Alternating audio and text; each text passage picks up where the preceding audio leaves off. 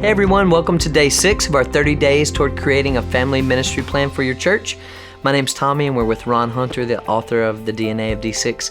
And before we get started, I would love to share a quote with you from Sean McDowell about the book.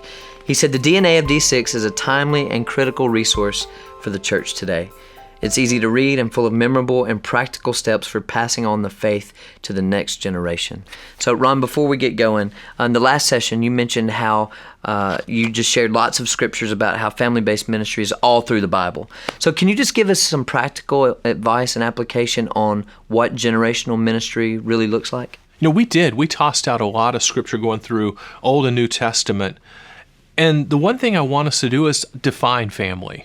When we think about families, some people accuse, family ministry of being, the perfect family has no problems, mom, dad, son, daughter. It's not that way. Even in the Bible, it's a little messy. It's dysfunctional. And so when we look at the definitions, we also see that there are families in the Bible where there's no parents present.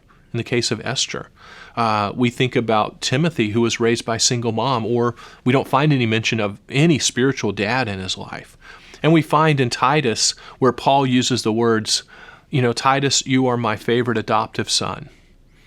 Powerful influence for what grandparents and parents can do for kids who have no spiritual parent present whatsoever. A friend of mine, Thomas Hoffmeister, he said, a spiritually absentee dad is not much different than an absentee dad.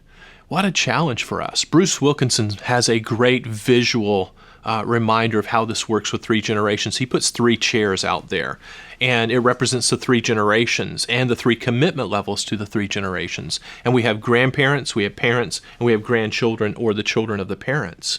We think about it biblically. We have Abraham, Isaac, Jacob, each sitting in the first, second, and third chair. We have David, we have Solomon, we have Rehoboam. But there's some characteristics to the first, second, and third chair. The first chair puts people first. The second chair puts pleasures first. The first chair puts our total commitment into it, where the second chair puts a compromise, and that looks at the third chair and says, hey, I see the first 2. I'm confused. That's why in Revelation chapter 3, God said, I wished you were hot, sitting in the first chair, or I wished you were cold, because you sit in the third chair, but if you're lukewarm, you're sitting in that second chair because you're kind of waffling. And he said, we need to bring our kids along. And if we're sitting in that second chair, we're sending the wrong message.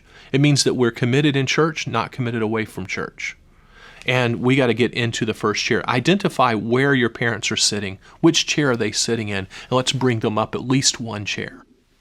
See, this is key, not just for us as ministry leaders, but for us as parents, grandparents, even sons and daughters. And so the word for today is to develop. This is the takeaway.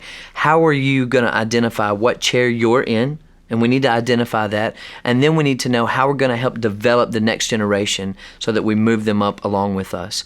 So as you're thinking through that and as you're identifying the chair that you're in, keep in mind that we're here to help. That's what these 30 days are all about. You're forming a plan that will transform not just your church, but maybe the next generation as well. So join us at d6family.com/DNA, where you can join the conversation. You can subscribe to all of these coaching sessions. They'll be sent directly to your inbox for free.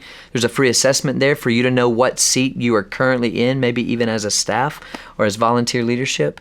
And of course, you have an opportunity to buy the book, The DNA of D6. So we're so thankful you're with us today. We can't wait to continue this tomorrow.